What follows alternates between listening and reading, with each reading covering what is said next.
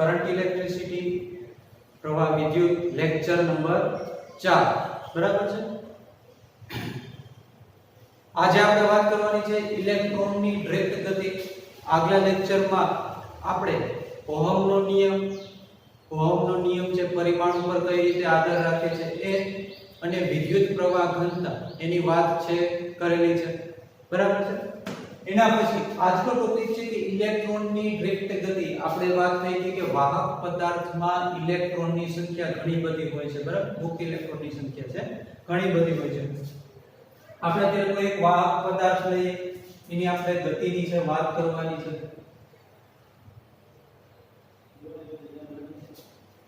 કોઈ એક વાહક પદાર્થ છે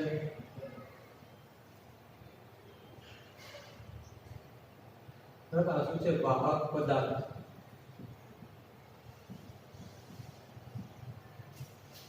વાહક પદાર્થમાં મુક્ત ઇલેક્ટ્રોનની સંખ્યા આવેલી હોય જેટલા મુક્ત ઇલેક્ટ્રોન હોય એટલા જેમાં પાછળ શું હોય ધન આયનો હોય એટલે કે આપણે ધન આયનો છે મૂકીએ છીએ।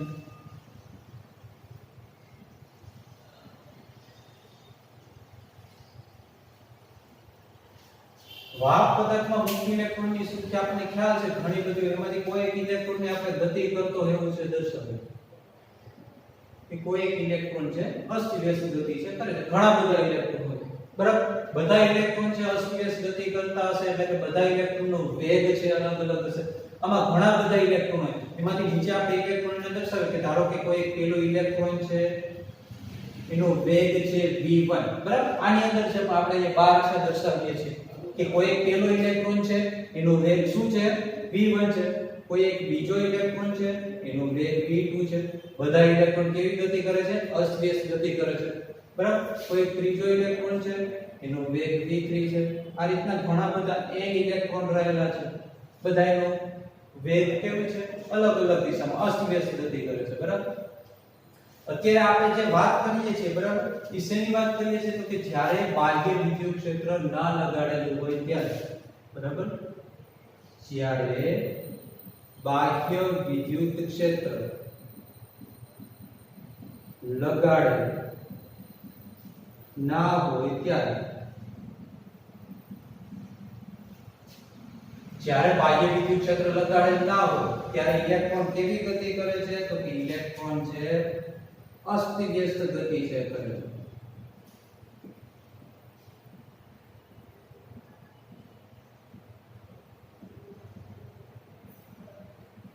બરાબર। જે આપણે દર્શાવેલું છે કે ઇલેક્ટ્રોન કેવી ગતિ કરે છે અસ્તવ્યસ્ત। આ બધા ઇલેક્ટ્રોન આની અંદર છે વાહક પદાર્થની અંદર ઇલેક્ટ્રોન છે આવેલા છે।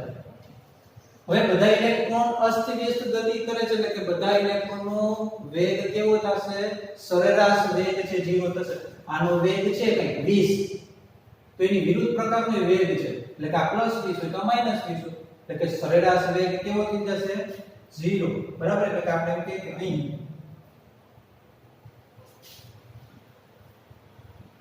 n ઇલેક્ટ્રોનનો સરેરાશ વેગ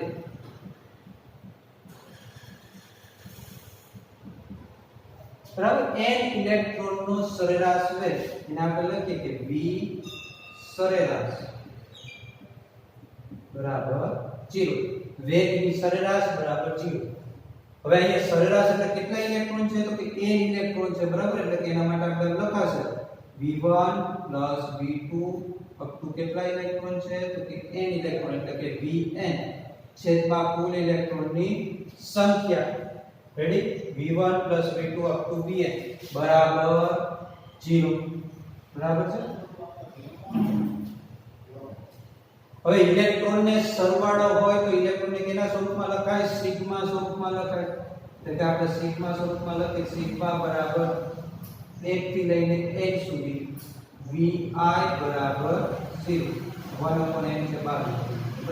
તો આવું ઇલેક્ટ્રોન આપણી ટેક્સ્ટ બુકમાં આપેલું છે કે ઇલેક્ટ્રોનનો સરેરાશ વેગ કેવો થશે 0 થશે બરાબર। ઇલેક્ટ્રોનનો સરેરાશ વેગ કેવો થશે 0 જ્યારે બાહ્ય વિદ્યુત ક્ષેત્ર લગાડેલ ના હોય ત્યારે। હવે શું કરવાનું તો કે જ્યારે વિદ્યુત ક્ષેત્ર લગાડવામાં આવે ત્યારે એટલે કે જ્યારે બાહ્ય વિદ્યુત ક્ષેત્ર લગાડવામાં આવે ત્યારે બરાબર છે જ્યારે બાહ્ય વિદ્યુત ક્ષેત્ર લગાડવામાં આવે ત્યારે બાહ્ય વિદ્યુત ક્ષેત્ર લગાડવું એનો મતલબ શું થશે તો કે આ જે વિદ્યુત ભાર છે વાહક પદાર્થ એને કેમાં મૂકવાનો છે બાહ્ય વિદ્યુત ક્ષેત્ર આ બાહ્ય વિદ્યુત ક્ષેત્ર આ ધન છે આ છે ઋણ છે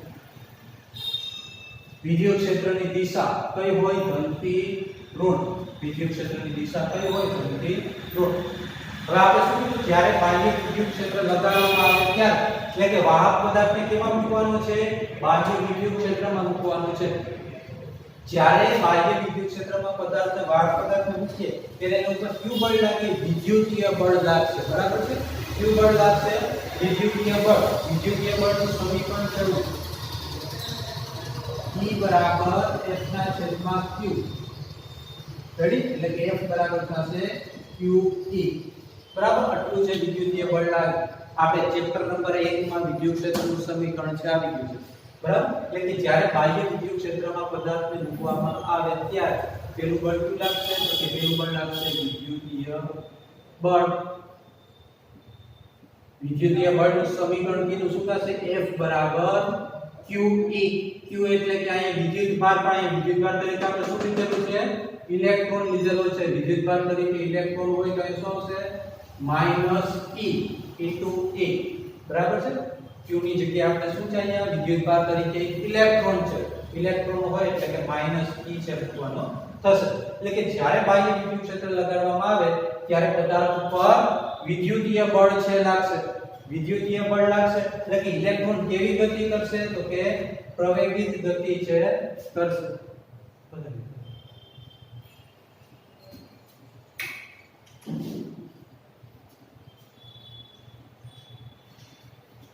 એટલે કે ઇલેક્ટ્રોન છે કેવી ગતિ કરશે તો કે પ્રવેગિત ગતિ કરશે અને પ્રવેગિત ગતિ કરે તો એના ઉપર ન્યૂટનના બીજા નિયમ ઉપરથી પણ બળ છે ગણી શકાય ન્યૂટનના બીજા નિયમ પરથી F બરાબર ma બરાબર ન્યૂટનનો બીજો નિયમ શું કામ આવ્યો તો કે ઇલેક્ટ્રોન અહીંયા કેવી ગતિ કરે છે પ્રવેગિત ગતિ કરે છે આ વિદ્યુત ક્ષેત્ર લગાવ્યું એટલે કે આ ધન છેડો છે ધન છેડા તરફ ઇલેક્ટ્રોનનો વિદ્યુત ભાર કેવો છે તો કે ઇલેક્ટ્રોનનો વિદ્યુત ભાર ઋણ છે તો ઋણ વિદ્યુત ભાર ઇલેક્ટ્રોન ધન તરફ આકર્ષાશે એટલે કે કેવી ગતિ કરશે પ્રવેગિત ગતિ કરશે બરાબર એટલે આપણે લખીએ કે બાહ્ય વિદ્યુત ક્ષેત્ર લગાડવામાં આવે ત્યારે પેલું વિદ્યુતીય બળ લાગશે અને બીજી કેવી ગતિ કરશે તો કે પ્રવેગિત ગતિ કરશે ઇલેક્ટ્રોન કેવી ગતિ કરશે પ્રવેગિત ગતિ બરાબર હવે આ બંને સમીકરણને તમે સરખાવશો બરાબર છે બંને સમીકરણો પરથી ડાબી બાજુ સમાન છે એટલે કે જમણી બાજુ છે સમાન થશે એટલે આપણે લખાય ma - E એટલે કે આપણે પ્રવેગનું સમીકરણ મળે E -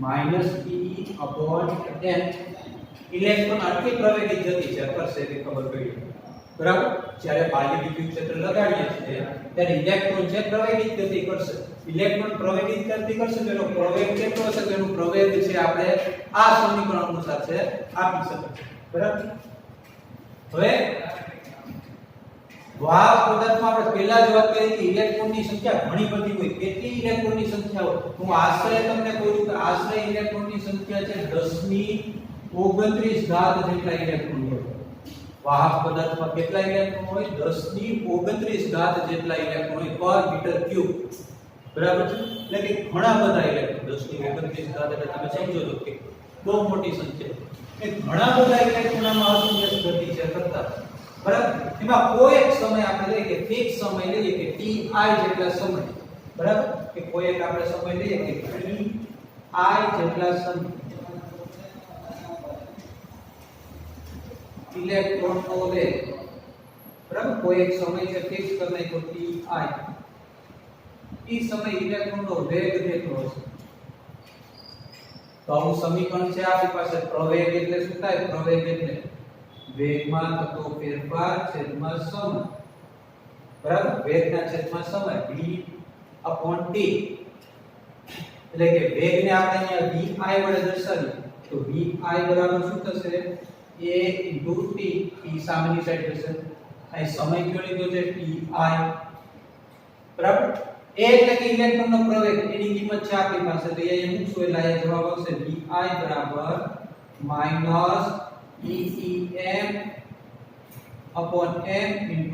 * ti આટલો ઇલેક્ટ્રોનનો વેગ થયો કે કોઈ ti જેટલા સમય પર ઇલેક્ટ્રોનનો વેગ vi બરાબર -EEM/m * ti બરાબર કોઈ એક સમય લીધો હવે હકીકત કે આમાં ઘણા બધા ઇલેક્ટ્રોન છે બધા ઇલેક્ટ્રોન જે આગળ છે પ્રવેગિત ગતિ કરતા હશે ઇલેક્ટ્રોન પ્રવેગિત ગતિ કરતા કેવા થશે તો કે અથડાશે એકબીજા સાથે જો કોઈ તમને જે દર્શાવવાનું છે વસ્તુ આ જ આકૃતિમાં દર્શાવી છે ઇલેક્ટ્રોન અહીંયા છે વિદ્યુત ક્ષેત્ર લગાવેલું એટલે કે વિદ્યુત ક્ષેત્ર લગાવેલું એટલે બધા ઇલેક્ટ્રોન આ તરફ જશે ઇલેક્ટ્રોન સીધા નીચે અહીંયા કોઈ ધન આયન હશે તો એની સાથે આમ અથડાશે ઇલેક્ટ્રોન અથડાશે ઇલેક્ટ્રોન એટલે કે એની દિશા બદલાઈ જાય ઇલેક્ટ્રોન અથડામણ થશે એટલે શું થશે એની દિશા બદલાઈ જશે દિશા બદલાઈ જશે એટલે ઇલેક્ટ્રોન પાછો આ દિશામાં ગતિ કરશે એટલે ટૂંકમાં ઇલેક્ટ્રોન અથડાતો છે આગળ વધશે બરાબર છે એટલે કે અહીંયા આપણે કે ઇલેક્ટ્રોન અથડાય ઈ પેલાનો જેનો સમય છે ઈ સમયને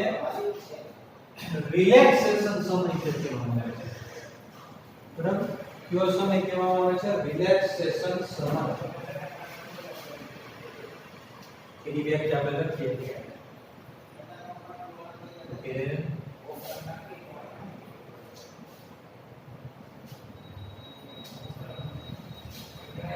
રિલેક્સેશન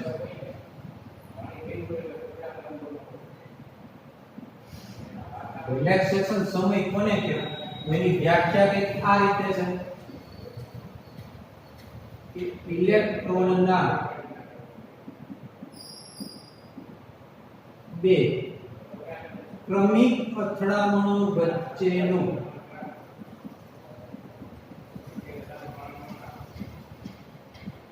લાગતા સમયને રિલેક્સેશન સમય કહે છે રિલેક્સેશન સમયને છે ટો વડે છે દર્શાવવામાં આવે છે જેમ ટોર્ક દર્શાવવામાં આવે છે એ જ રીતના ટો બરાબર વાહકમાં ઇલેક્ટ્રોનના વાહકમાં એવો શબ્દ ઉપયોગ કર્યો વાહકમાં ઇલેક્ટ્રોનના બે ક્રમિક અથડામણો વચ્ચે લાગતા સમયને રિલેક્સેશન સમય છે કહેવામાં આવે છે એટલે કે અહીંથી ઇલેક્ટ્રોન જો અહીંયા આપણી સમજ અહીંથી ઇલેક્ટ્રોન અહીંયા અથડાણ તો જ્યાં સુધી પાછો અથડામણ નહીં કરે અહીંયા અથડાણ પછી ઇલેક્ટ્રોન અહીંયા અથડાય છે બીજા ધનાની સાથે એટલે કે અહીંયા ઇલેક્ટ્રોન અથડાયા પછી બીજી જગ્યાએ અથડાશે ત્યાં એનો જ્યારે વેગ હશે ત્યાં વેગ અચળ રહેશે તો આ જે અંતર કાપવા માટે જે સમય લાગશે આ અંતર કાપવા માટે જે સમય લાગશે બે અથડામણ વચ્ચેનો જે સમય છે એને શું કહેવાય છે રિલેક્સેશન સમય છે કહેવાય છે બરાબર હવે અહીંયા તો આપણે કીધું કે ઇલેક્ટ્રોન અહીં ધન અહીં પાસે પહોંચશે તો એ કેવો થશે તો અથડાતો પહોંચશે બરાબર એટલે આ વેગ કયો મળ્યો આપણને ti સમયનો વેગ અહીં અથડાણ એનો વેગ બદલાય તો દિશા બદલાણી એટલે કે વેગ બદલાય અહીં અથડાણ પાછો વેગ બદલાય કે બીજી જગ્યાએ અથડાશે ઇલેક્ટ્રોનનો વેગ બદલાય એટલે કે બધી જગ્યાએ ઇલેક્ટ્રોનનો વેગ કેવો થશે બદલાતો થશે પછી અહીં પહોંચશે બરાબર છે બધી જગ્યાએ ઇલેક્ટ્રોન અથડાતો આગળ પહોંચશે તો આપણે અહીંયા એક સમયનો વેગ લેવો એના કરતા આ સમયની કેવી લેવી પડે આ વેગની પણ છે આપણે સરેરાશ લેવી પડે બરાબર આ રિલેક્સેશન સમયની વ્યાખ્યા આવશે પછી આપણે કે અહીં ઇલેક્ટ્રોન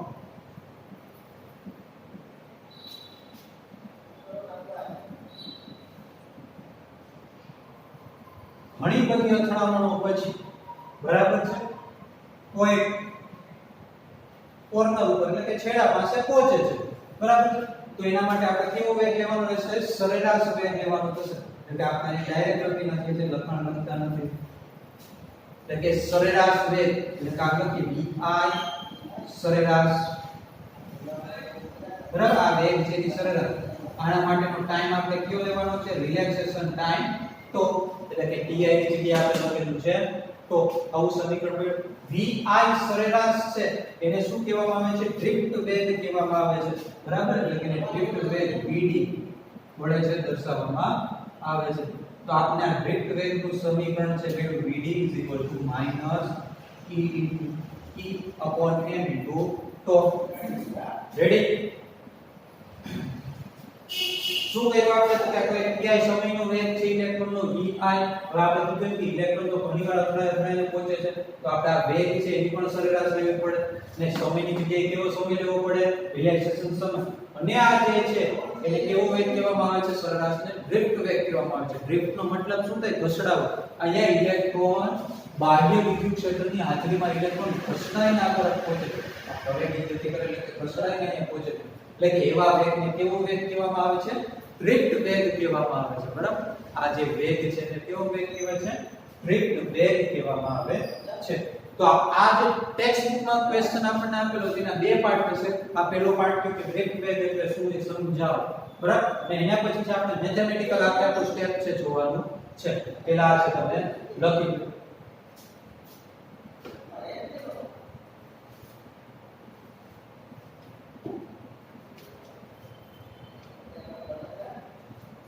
ચાલો હવે છે જવા દઉં છું.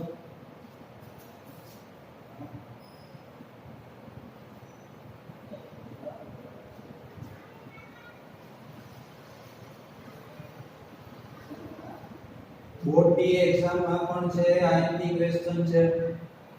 અને ડ્રિફ્ટ વેગ ટોપિક કેવો છે કે આના ઉપરથી નીટ અને જી માં પણ ઘણીવાર એક્ઝામ્પલ છે આના ડેઝમાંથી જે પૂછાણા છે અથવા થિયોરિટિકલ ક્વેશ્ચન પૂછાણા છે. એટલે કે આનો કન્સેપ્ટ છે તમને ક્લિયર હોવો જોઈએ. બરાબર?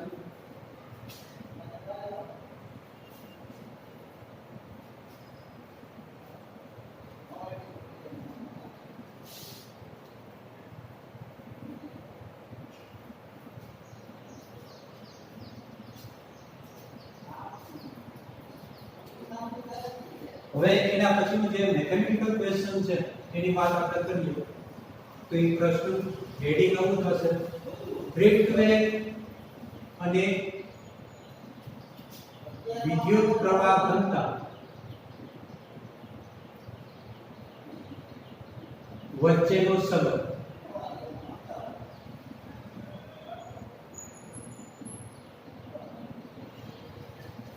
ડ્રિફ્ટ વેગ અને વિદ્યુત પ્રવાહ ઘનતા વચ્ચેનો સંબંધ.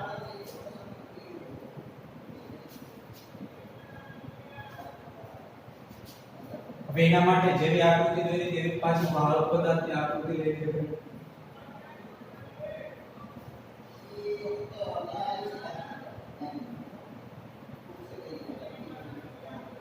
રેડી? કોઈ એક વાહક પદાર્થ છે, ઇલેક્ટ્રોન આપણે આમાં વિદ્યુત ક્ષેત્ર છે લગાડેલું છે. આપણે ખ્યાલ છે વિદ્યુત ક્ષેત્રની દિશા ધનથી ઋણ. રેડી? વિદ્યુત ક્ષેત્ર લગાડેલું એટલે કે ઇલેક્ટ્રોન છે પ્રવેગિત ગતિ કરે છે ધન છેડા તરફ. એટલે આ ઇલેક્ટ્રોન ગતિ કરે છે એટલે દર્શાવ્યું છે.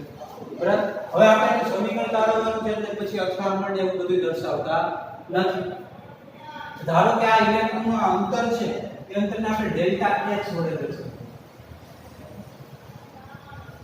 અંતર છે એ કેટલું કીધું? Delta x. એટલે હવે એના સમીકરણો છે આપણે તારવીએ કે જો ઇલેક્ટ્રોનનો ડ્રિફ્ટ વેગ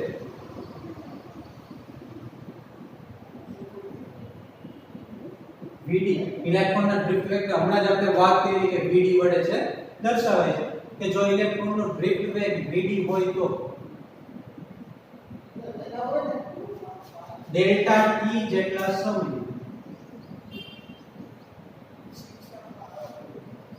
ઇલેક્ટ્રોને કાપેલું અંતર.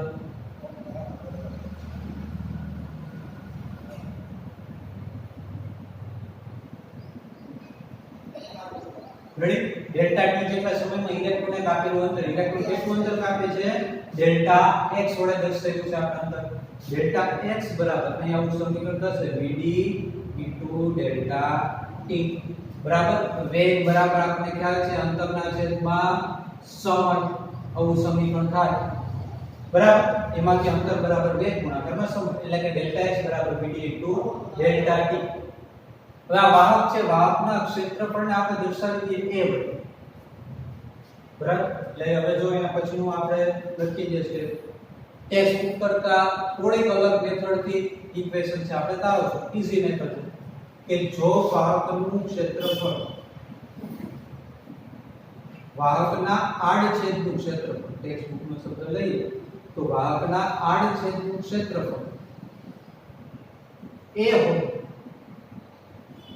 ક્ષેત્રફળને આપણે કેપિટલ A વડે દર્શાવેલું છે a હોય અને એકમ કદ દીઠ ઇલેક્ટ્રોનની સંખ્યા એકમ કદ દીઠ ઇલેક્ટ્રોનની સંખ્યા n સ્મોલ n વડે દર્શાવેલું સ્મોલ n હોય તો કુલ મુક્ત ઇલેક્ટ્રોનની સંખ્યા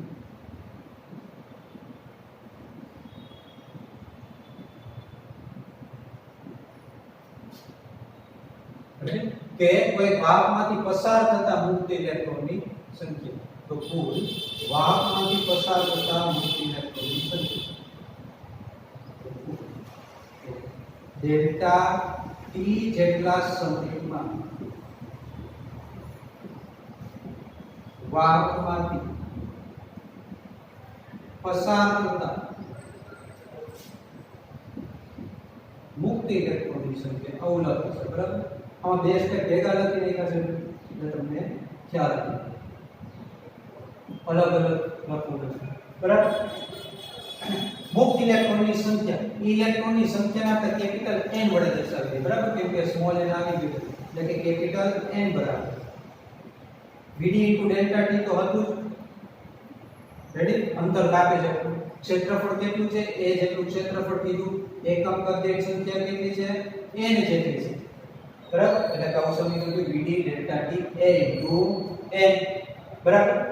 હવે આપણે એમ કહીએ કે ઇલેક્ટ્રોનની સંખ્યા આવી ગઈ તો વિદ્યુતભાર કેટલો પસાર થતો છે, આમાંથી ઇલેક્ટ્રોન આટલા પસાર થાય છે એવું કીધું કે ડેલ્ટા t જેટલા સમયમાં ડેલ્ટા t સમય છે એમાંથી વાહકમાંથી આટલા ઇલેક્ટ્રોન પસાર થયા તો ઇલેક્ટ્રોનની સંખ્યા હોય તો આપણી પાસે વિદ્યુતભારની કિંમત છે આવી છે બરાબર. એટલે કે આપણે કહીએ કે વિદ્યુતભાર એટલે કે ડેલ્ટા t જેટલા સમયમાં પસાર થતો વિદ્યુતભાર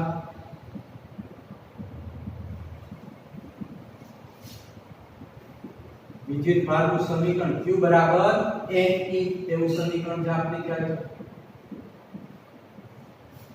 ક્વોન્ટમીકરણનો સિદ્ધાંત ચેપ્ટર નંબર 1 q બરાબર n બરાબર. પસાર થતો વિદ્યુતભારને ડેલ્ટા q વડે દર્શાવી દો.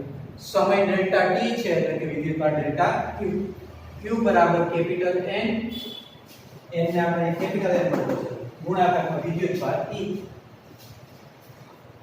હવે કેપિટલ n ની કિંમત છે મૂકી દઈએ એમાં આપણે લઘુ સમીકરણ થશે ડેલ્ટા q બરાબર a e a vd delta t ready. હવે વિદ્યુત પ્રવાહ ઘનતા આપણે વાત થઈ ગઈ છે આગળના લેક્ચરમાં કે વિદ્યુત પ્રવાહ ઘનતાને j વડે દર્શાવી j બરાબર i a પ્રવાહના છેદમાં ક્ષેત્રફળ ને પ્રવાહ મળી જાય આપણને વિદ્યુત ભાર બરાબર છે. એટલે કે હવે આપણે લખીએ વિદ્યુત પ્રવાહ એનું સમીકરણ થશે I બરાબર ડેલ્ટા q ના છેદમાં ડેલ્ટા t. ડેલ્ટા q ની કિંમત છે આપણી પાસે n e a vd delta t ready. Delta t શું થઈ જશે કટ થઈ જશે એટલે અહીં આપણી પાસે વૈધી કિંમત શું વૈધી તો કે I બરાબર n e a vd ready. આવું સમીકરણ છે ભાઈ. હવે પ્રવાહ હોય તો પ્રવાહ ઘનતાની કિંમત પણ છે આપણને મળી જાય કે આ બેનો સંબંધ છે મેળવવાનો છે રેડી. તો આપણે એના પછીનું સ્ટેપ લખીએ વિદ્યુત પ્રવાહ ઘનતા. વિદ્યુત પ્રવાહ ઘનતા સમીકરણ હમણાં જ આપણે કીધું કે J બરાબર I upon a પ્રવાહની કિંમત છે જો n e a vd upon a. અહીંયા પણ ક્ષેત્રફળ a છે બે સુધી જશે કટ થઈ જશે તો આપણી પાસે શું સમીકરણ રહેશે J બરાબર n e vd. તો જો ડ્રિફ્ટ વેગ અને વિદ્યુત પ્રવાહ ઘનતા વચ્ચેનું સંબંધ દર્શાવતું સમીકરણ આવી vd એટલે અહીંયા છે ડ્રિફ્ટ વેગ, J એટલે કે વિદ્યુત પ્રવાહ ઘનતા. પણ આપણે જે ટેક્સ્ટ બુકમાં આપેલું છે એવું સમીકરણ જોતું હોય તો આમાં શું કરવું પડે? ખાલી બે કિંમત છે મૂકવાની છે, બરાબર? આપણી પાસે કઈ કિંમત છે એટલે આપણે લખીએ આપેલ સમીકરણમાં, આપેલ એટલે કે આજે હમણાં આપણે મેળવ્યું આપેલ સમીકરણમાં જે બરાબર શું થાય તો કે પ્રવાહ ઘનતાનું સમીકરણ છે જે બરાબર સિગ્મા E, જે બરાબર સિગ્મા E ઓહમનો નિયમ જ કહેવાય છે આને પણ, જે બરાબર સિગ્મા E. બીજું શું છે તો કે ડ્રિફ્ટ વેગ તથા ડ્રિફ્ટ વેગનું સમીકરણ છે આપણી પાસે Vd બરાબર E m તો મુકતા, બરાબર? આ બંને કિંમતો છે આ સમીકરણમાં આપણે મૂકીએ તો કેવું સમીકરણ છે થશે?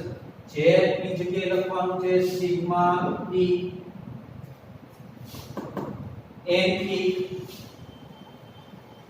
Vd ની કિંમત આ છે આપણી પાસે E કેપિટલ E m તો પાછું જો બે બાજુથી વિદ્યુત ક્ષેત્ર છે કટ થઈ જશે એટલે આપણું સમીકરણ હશે સિગ્મા બરાબર n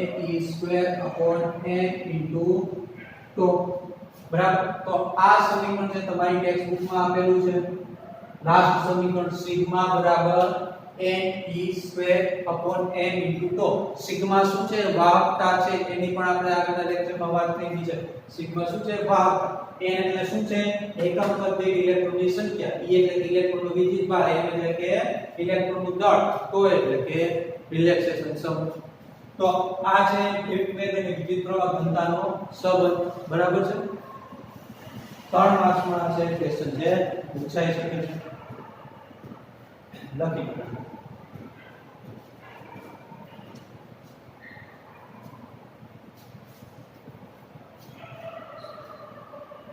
ચાલો તો એના પછીનો ટોપિક આપણે જે જોઈએ છે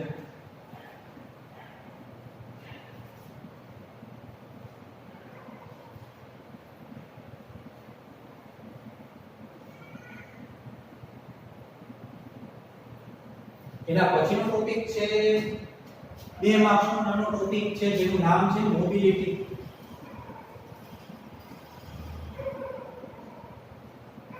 આ વર્ષે પરીક્ષામાં છે પૂછાણો છે 2 માર્ક્સ, બરાબર? માર્ચ 2020 2 માર્ક્સનો જે ક્વેશ્ચન છે પૂછાયો છે. મોબિલિટીને ન્યુ વડે છે દર્શાવવામાં આવે છે. એની વ્યાખ્યા કઈ આ રીતના છે: એકમ વિદ્યુત ક્ષેત્ર, એકમ વિદ્યુત ક્ષેત્ર દીઠ ડ્રિફ્ટ વેગને મોબિલિટી કહે છે.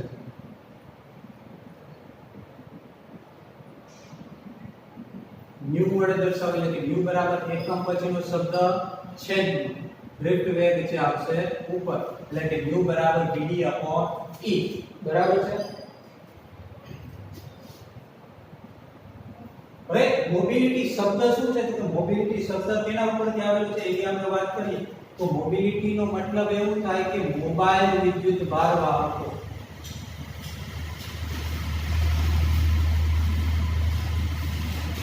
મોબિલિટી શબ્દ કેના ઉપરથી આવેલો છે? મોબાઈલ વિદ્યુત ભાર વાહકો. મોબાઈલ નો શબ્દ મીનિંગ શું થાય તો કે હરી ફરી શકે તેવું, બરાબર છે? પેલા આપણે ખ્યાલ છે કે ઘરે ટેલિફોન હતા એટલે કે એની સાથે વાયર દોરડું છે જોડેલું હોય, આપણે જ્યાં ટેલિફોન હોય એ જ જગ્યાએ આપણે વાત જે કરી શકીએ ફોન, એનાથી આગળ પાછળ ક્યાંય જઈ શકીએ નહીં, બરાબર? તો મોબાઈલનો મીનિંગ શું તો કે આપણે ગમે ત્યાં હરીફરીને વાત કરી શકીએ. તો એ જ મીનિંગ પણ અહીંયા છે કે મોબાઈલ વિદ્યુતભાર વાહક. મોબાઈલ વિદ્યુતભાર વાહકોનો મતલબ શું તો કે હરીફરી શકે એવા મુક્ત વિદ્યુતભાર વાહક, બરાબર? એના ઉપરથી શબ્દ આવે છે મોબિલિટી, બરાબર? એની વ્યાખ્યા શું છે તો એની વ્યાખ્યા એ છે કે એકમ વિદ્યુત ક્ષેત્ર દીઠ વાહકના ડ્રિફ્ટ વેગને મોબિલિટી કહે છે. એનું સમીકરણ હમણાં આપણે કીધું એમ કે u બરાબર Vd E, બરાબર છે? સમીકરણ ન હોય તો તેનો એકમ આપણને આવડવો જોઈએ. એકમ શું થશે તો કે અહીંયા ડ્રિફ્ટ વેગ છે, ડ્રિફ્ટ વેગનો એકમ શું થાય? વેગ છે મીટર પ્રતિ સેકન્ડ, બરાબર? એના પછી નીચે શું આપેલું છે તો કે વિદ્યુત ક્ષેત્ર છે. વિદ્યુત ક્ષેત્રનો એકમ થાય વોલ્ટ પ્રતિ મીટર, બરાબર. છેદનો છેદ અંશમાં જશે એટલે કાઈ થશે metre square upon volt into second, બરાબર. આવો એકમ છે થશે metre square upon volt into second. હવે આ જે સમીકરણ છે, સમીકરણ નંબર 1, રેડી. આ સમીકરણમાં આપણે કિંમત મૂકી દઈએ સમીકરણ 1 માં